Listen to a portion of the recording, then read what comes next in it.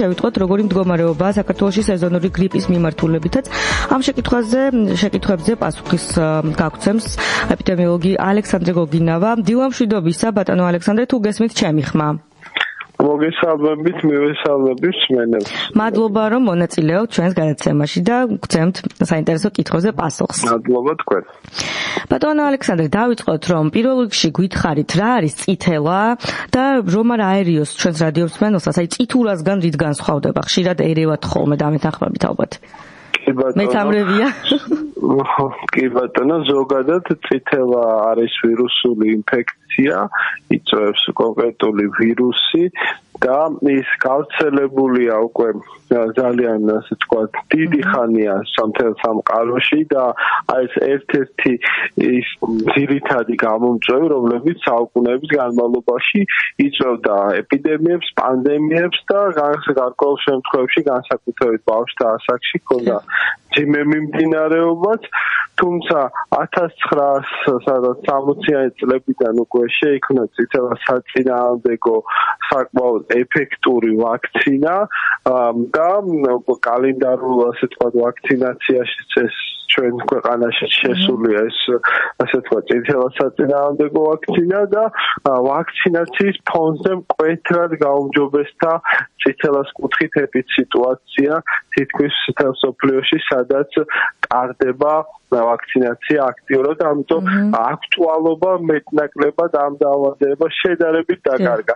რაც შეეხება ზოგადად რითი განსხვავდება წითელა და წითურა, ამაზეც გაგცემთ პასუხს, ანუ ზოგადად ორივე გამომწვევი არის ვირუსი, თუმცა სხვადასხვა ვირუსები და კლინიკურ გამოვლინებას რაც შეეხება ორივეს ახასიათებს გამონაყარი, მაკულო-პაპულოზური ასე ვთქვათ გამონაყარი, ვაკوانკვანძოვანი, თუმცა წითელას დროს ინტოქსიკაცია ბევრად როგორც წესი, ბევრად უფრო ძლიერად არის გამოხატული, ანუ გამონაყარს ახლავს პლუს კონიუნქტივიტი, ძლიერი საერთო სისუსტე, მაღალი ტემპერატურა, შემაწუხებელი, ასე ვთქვათ, სპაზმური ხველა, რომელსაც ასე ვთქვათ, შეიძლება იშდონებდეს კი მივიდეს პაციენტს, დასჭირდეს ინჰალაციები, ოქსიგენოთერაპია, ჟანგბადის დახმარება და ასე შემდეგ, ანუ საკმაოდ ესეთი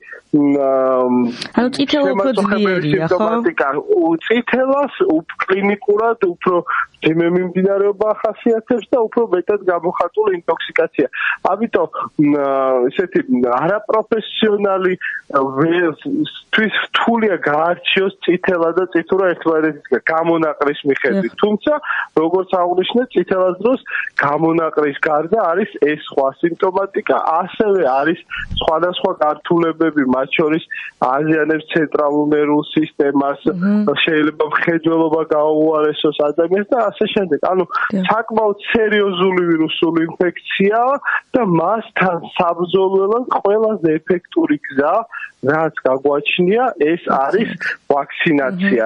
იმიტომ რომ კიდევ ერთ რამეს დავამატებ, ეს არის ერთ-ერთი ყველაზე უფრო გადამდები ინფექცია. პრაქტიკულად ერთ ადამიანს შეუძლია, ანუ ინფიცირებულ ადამიანს, ერთ ოთახში 9-10 არაინფიცირებული ადამიანი, ასე ვთქვათ, დაავადოს რამდენიმე წუთში.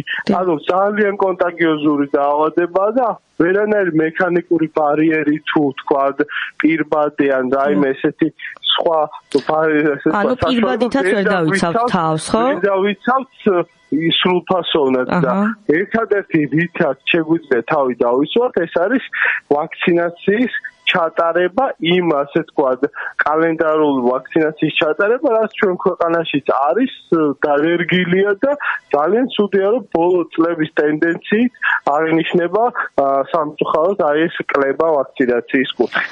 ბატონო ალექსანდრე, აი რატომ არის მომრავლებული თქვენი შეფასებით წითელა ბოლო დროს საქართველოში და ნუ ევროპაში საფიქსირდა?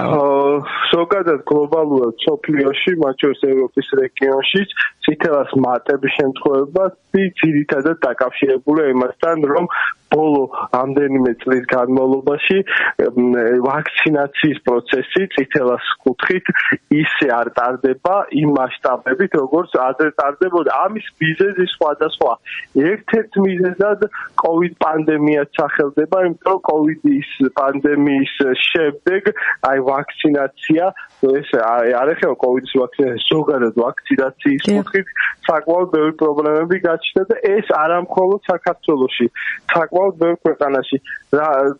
ანტივაქსერების გამო ხომ არ არის თქვა გამოწვეული? არა მარტო ანტივაქსერები და პლუს გარკვეულად არა მხოლოდ ანტივაქსერები, საზოგადოების დამოკიდებულება, რატომღაც იმ პერიოდში, როდესაც COVID იყო და ჩაკეტილი იყო ძალიან ბევრი ასე ვთქვათ ქვეყანა და ეს ვაქცინაციის პროცესი ვერ მიდიოდა სრულფასოვნად, ინერციით ეს გრძელდება და თქვათ მშობლები თავს იკავებენ ამ გეგმიურ ვაქცინაციის ჩატარებისგან. არა და ადრე წითელაზე იტარებდნენ ვაქცინაციას და არ იყო პრობლემა. ისეთი ხო, არსებობს ხელმისაწვდომი ვაქცინა, წითურა და ყმაყურასაც დააღდებოდა, ანუ კომბინირებული ვაქცინა და ის ჩვეულებრივად კალენდარულ ვაქცინაციაში ასე ვთქვათ, არის ჩასმული და ნებისმიერ ადამიანს შეუძლია რომ ბავშვი ასე ვთქვათ, ხელმისაწვდომია უფასოა ეს და მექიმის რეკომენდაციით, პედიატრის რეკომენდაციით, როდესაც შეაფასებს ბავშვის მდგომარეობას,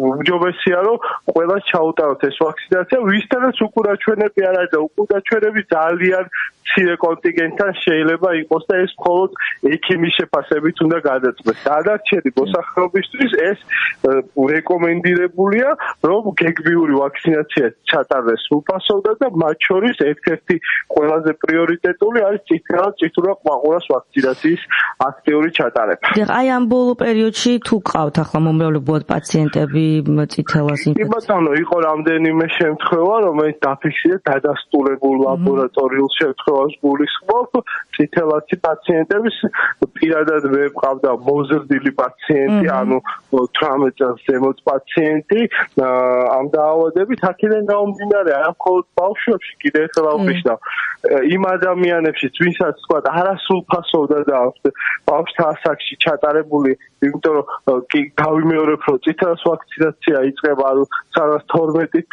12-twist-dan კეთდება პირველი დოზა, შემდეგ ასე ვთქვათ 5-6 წლის ასაკში და შემდეგ რეკომენდირებულია რომ დაახლოებით 12 წლის 11-12 წლის შემდეგ, ანუ 16-17 წლის ასაკში ვაქცინაცია მოხდეს.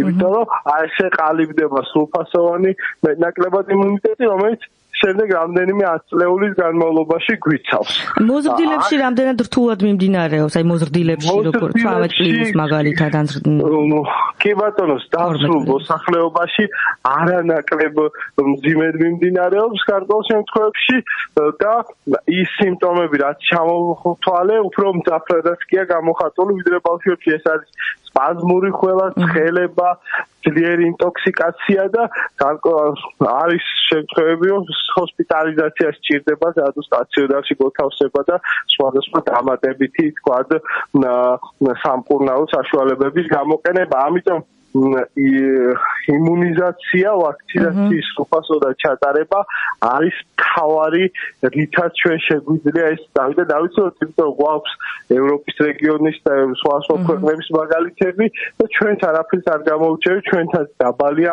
ამ ეტაპზე ვაქცინაციის მაჩვენებელი და ის რისკების მაღალია საკმაოდ, რომ ჩვენთანაც კიდევ უფრო ასე ვთქვათ, მომავალ თვეებში მატება იყოს შემთხვევების და თუ ვთქვათ, ეს პროცესი დაიწყო, შემდეგ რთული იქნება ამის მართვა, იმიტომ რომ ის სწრაფად გავრცელებადი დაავადებაა, რომ მე უკვე გაჭირდება გარკვეულ პერიოდის განმავლობაში ეპიდემიის სიტუაციის გამოსწორება. ესე იგი, შეგვიძლია ვთქვათ, რომ ახლა ესეთ სიტუაცია ევროპაში და საქართველოშიც, რომ მაინც რეკომენდაცია იქნებოდა და ცოტა მოთხოვნაც, რომ ვაქცინაცია ჩაეტარებინათ. იცით რა, რეკომენდაციისია, რა თქმა უნდა, თუმცა ალბათ სპეციალისტების მხრიდან ეს რეკომენდაცია უნდა იყოს მკაფიო და ჩვენ საზოგადოებას აეხსნას კარგად თუ რატომ არის მნიშვნელოვანი ამ ვაქცინაციის ჩატარება, რომ სხვა ბერკეტი ამ დაავადებასთან საბრძოლველად რო არ არსებობს, ეს ერთი და მეორე რომ ეს დაავადება არ არის სახუბარო დაავადება და ჯობია რომ მისგან ვიყოთ დაცულები და ამ დაცვის ყველაზე კარგი საშუალება გახლავთ ვაქცინაცია. აი უფრო მეტად ბავშვებში არის ამ ბოლო დროს. უფრო მეტად ბავშვები არიან რისკ ჯგუფში, იმიტომ რომ ბავშვთა ასაკში, როდესაც ბავშვი აი მოხუცებზე და ორსულებზე რას გვეტყვით? აი ცოტა ხანში შესულებში არ არის? ხანში რა არის იცით დაახლოებით 99%-ში თუ ადამიანმა ეს ერთხელ მაინც გადაიტანა ეს დაავადება, ის სრულფასოვნად დაცულია რა. აქედან გამომდინარე დიდ ასაკში, თქვა 40+ ასაკში იშვიათად გვხვდება ხოლმე. ხოლო ამიტომ არის მნიშვნელოვანი, რომ 40 ქვემოთ განსაკუთრებით ახალგაზრდებში და ბავშვთა ასაკში მოახდინოთ ვაქცინაცია, იმიტომ ეს არის ის, ასე თქვა, ნაწილი, ვინც არ არის ვაქცინირებული, ვინც არის სამიზნე წითელასთვის და ადვილად დაემართებათ. ამიტომ გადატანი კიდევ ერთხელ აღნიშნავ, გადატანილი დაავადება ნიშნავს პრაქტიკულად 99-100%-იან იმუნიტეტს, მაგრამ ვისაც არ აქვს გადატანილი და ამის ასე თქვა ლაბორატორიული დადასტურება არ აქვს, ხო? მათთვის მაინც მნიშვნელოვანია, რომ ან განისაზღვროს წითელას ანტისხეულები ცოტა მოზრდილ ასაკში და ისე შეფასდეს რევაქცინაციის ასე თქვა საკითხი, ან პირდაპირ ჩაიტაროს რევაქცინაცია. იმიტომ რომ სხვა შემთხვევაში სხვა ვერკეტით ის დაცული ვერ იქნება ნამდვილად ამ ვირუსისგან. და აი ბოლოსკენ მინდა გკითხოთ, მოდით სეზონურ გრიპებსაც შევეხოთ, რა ვითარება გვაქვს ახლა საქართველოში, როგორია სტატისტიკა, როდემდე გასტანს ეს პერიოდი? კი ბატონო, რაც შეეხება რესპირაციული ინფექციებს, გრიპს და გრიპის მსგავს დაავადებებს, ბოლო დაახლოებით 1 კვირის 10 დღის განმავლობაში შემთხვევების რაიმე ესეთი მკვეთრი მატება არ აღინიშნება, საფიქრებელია, რომ დაახლოებით 1-2 კვირაში პირიქით კლების ტენდენცია წამოვიდეს, ჯერჯერობით რა თქმა უნდა მომართვიანობა არის როგორც ამბულატორიებში, ასევე გარკვეულ შემთხვევებში განსაკუთრებით რისკ ჯგუფში შემავალ ადამიანებს გარკვეულ შემთხვევაში სჭირდება სტაციონარიზაცია და ჩემი მთავარი რეკომენდაცია იქნება, რომ განსაკუთრებით თუ ასაკოვან ადამიანებს ან ქრონიკულ დაავადებებს მქონე ადამიანებს აღენიშნება ცხელება და გრიპისთვის დამახასიათებელი სიმპტომები, რომ მათი დროული იდენტიფიცირება მოხდეს და თქვა ჩაუტარდეს გრიპის ტესტირება, რომ ვიცოდეთ. დანარჩენი საზოგადოების ნაწილისთვის კი მთავარია, რომ დავიცვათ რეკომენდაციები, ესა ჰიგიენური ნორმების დაცვა, თუ თქვა სიმპტომები თუ გვექნება, თავი შევიკავოთ სხვა ადამიანებთან კონტაქტში. და აი მარტისკენ შეიძლება მარტამდე გაგრძელდეს პიკური პერიოდი და ამას თუ ეთანხმებით?